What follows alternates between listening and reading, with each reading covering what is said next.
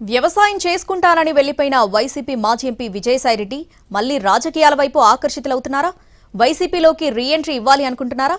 జగన్ పిలిచారు, సాయిరెడ్డి వెళ్తున్నారు అనే ప్రచారంలో నిజమెంత?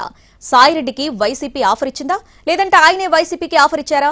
సాయిరెడ్డి రిటర్న్స్ పై వైసీపీలో ఏం జరుగుతుంది?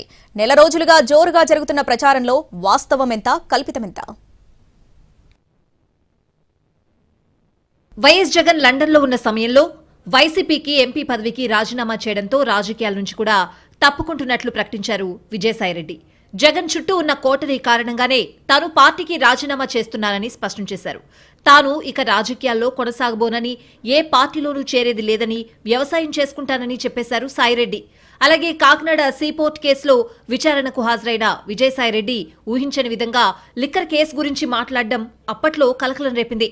ఆ రోజు విజయసాయిరెడ్డి అందించిన తీగతోనే సిట్ మద్యం కేసు డొంక కదిలించగలుగుతోందన్న అభిప్రాయం ఉంది. అదే సమయంలో తాను జగన్ కు నష్టం కలిగించే పనులు చేయబోనని స్పష్టం చేశారు. పార్టీలో జగన్ తర్వాత తానే అన్న స్థానం నుంచి కోటరీ వల్లే జగన్ కు పార్టీకి దూరం కావాల్సొచ్చిందని తన మనసులో మాట బయటపెట్టారు. అయితే సాయిరెడ్డి తన మనసు మార్చుకుని వైసీపీలోకి రీఎంట్రీ ఇచ్చేందుకు ప్రయత్నాలు చేస్తున్నట్లు ప్రచారం జరుగుతోంది. విజయసాయిరెడ్డిని జగనే ఆహ్వానించినట్టు టాక్. ఈ ప్రచారం నిజమా, కల్పితమా అన్నది కూడా తెలియని పరిస్థితి. వైఎస్ కుటుంబానికి విధేయుడు సాయిరెడ్డి. రాజశేఖర రెడ్డి హయాంలోనే సాయిరెడ్డికి ప్రత్యేక గుర్తింపు దక్కింది. టీటీడీ బోర్డు మెంబర్గా, ఓబీసీ డైరెక్టర్గా వ్యవహరించారు.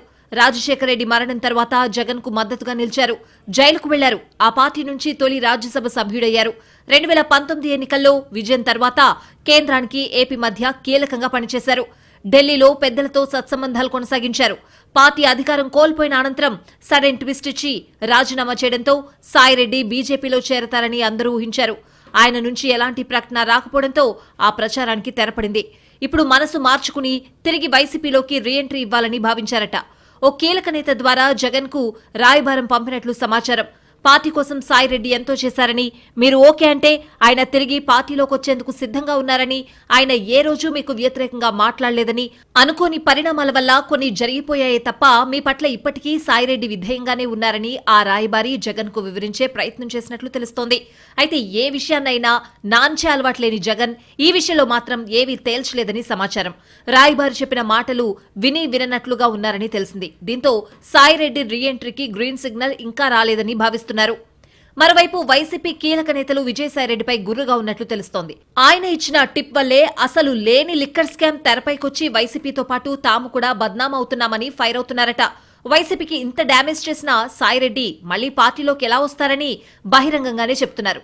అందుకే జగన్ కూడా సాయిరెడ్డి రీఎంట్రీకి గ్రీన్ సిగ్నల్ ఇచ్చి ఉండకపోవచ్చన్న అభిప్రాయం వ్యక్తమవుతోంది. ఒకవేళ సాయిరెడ్డికి గ్రీన్ సిగ్నల్ వస్తే వైసీపీ నుంచి ఇతర పార్టీలోకి వెళ్లి అక్కడ ఎలాంటి ప్రాధాన్యత లేక ఇబ్బందులు పడుతున్న కొందరు నేతలు కూడా ఘర్ వాపసీ అనే అవకాశాలు కనిపిస్తున్నాయి.